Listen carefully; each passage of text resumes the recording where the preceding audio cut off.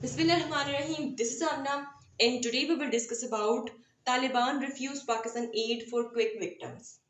Students, recently Pakistan ने जो जल्जला आया हुआ है अफगानिस्तान में, ठीक है, वहाँ के लोगों के लिए अपनी इमदाद भेजी। बड़ा ही सुवेयर किस्म का ये जल्जला आया है और वहाँ की जो इंटरिम गवर्नमेंट है उसने इस इमदाद को वापस कर दिया। उसने कहा कि भाई ये इमदाद उठाएं और वापस ले जाएं अपने मुल्क में, हमें ये नहीं चाहिए। जबकि इस टाइम अफगानिस्तान को इस तरह की इमदाद की बहुत ज्यादा जरूरत है।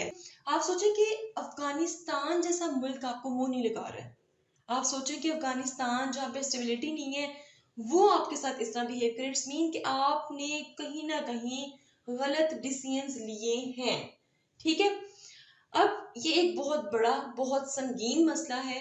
क्योंकि इससे बहुत चीजें इफेक्ट होंगी। पाकिस्तान का हर बच्चा बच्चा इससे इफेक्ट होने वाला है। क्यों? क्योंकि ड्यूरेंट लाइन का जो इशू है वो मजीद सवेयर हो जाएगा। ठीक है, अफगानिस्तान पाकिस्तान के अगेंस्ट हो जाएगा। पाकिस्तान अकेला भी रह सकता है क्योंकि अफगानिस्तान के ताल्लुकात इंडिया के साथ बेहतर हो सकते हैं। तो इस टाइम दो डिसीजंस लिए हैं पाकिस्तान ने, जिसकी वजह से अफगानिस्तान और पाकिस्तान के रिलेशंस में इस तरह के टिल्ट देखने पड़ रहे हैं। तो हम जरा स्टार्ट करते हैं। सबसे पहले जो पहला पॉइंट इसमें मैंने लिखा हुआ है कि अफगानिस्तान की जो इंटरिम गवर्नमेंट है उसने पाकिस्तान को अमदाद वापस कर दिया है, जिसने दोनों के रिलेशंस को मजीद स्ट्रेन कर दिया है। ठीक है, 6.3 मैग्नीट्यूड का जल्जला जो है वो अफगानिस्तान में रिकॉर्ड हुआ है। इसकी सबसे पहले रीजन क्या है उसको जरा देखते हैं। सबसे पहला जो इशू है ना वो है टीटीपी का।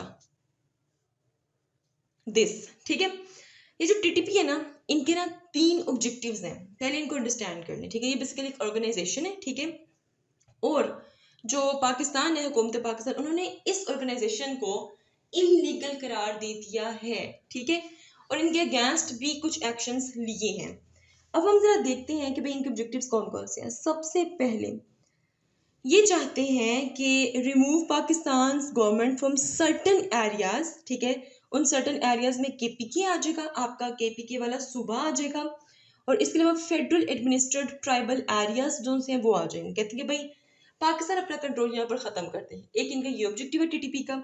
दूसरा, apply a strict form of Islamic law sharia across all of Pakistan. वो कहते हैं कि भाई पूरा जो पाकिस्तान है वहां पर इस्लामिक रूल्स जो वो सही वे में इंप्लीमेंट होने चाहिए।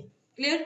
उसके अलावा force foreign trophs out of Afghanistan. ठीक है, इसके अलावा वो कहते हैं कि भाई जो भी फॉरेन ट्रॉप्स अफगानिस्तान में ना उनको वहां से बाहर निकल जाना चाहिए। ठीक है, ये इनकी 3 ऑब्जेक्टिव्स हैं और पाकिस्तान ने इनके अगेंस्ट एक्शन लिया है। ठीक है, ये भी एक इशू बना है अफगानिस्तान और पाकिस्तान के रिलेशनशिप्स खराब होने का।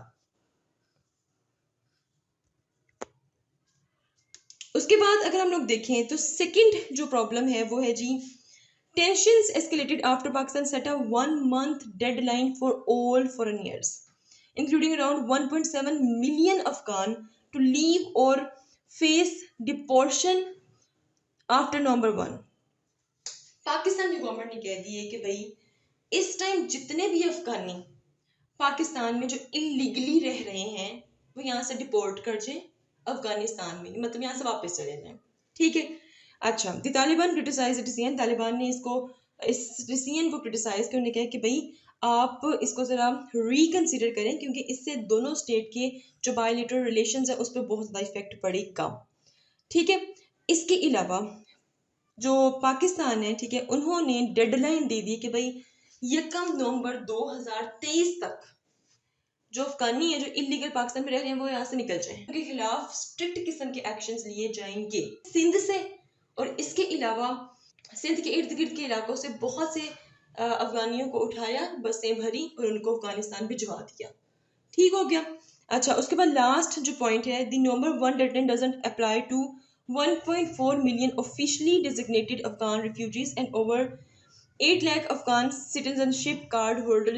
अच्छा जी, अब इसमें ये कहा जा रहा है कि जिनके पास ऑफिशियली मतलब कि जो जिनको ये गवर्नमेंट ऑफ पाकिस्तान ने अलाउ किया हुआ है पाकिस्तान में वो रह सकते हैं यहाँ पर। ठीक है, अच्छा, अब यहाँ पे देखें, एक क्वेश्चन है, इतना बड़ा क्वेश्चन मार्क कि भाई पहले आपने अपनी पॉलिसी बनाई और आपने उनको अलाउ कर दिया कि भाई आप यहाँ पर आ सकते हैं पाकिस्तान में, ठीक है।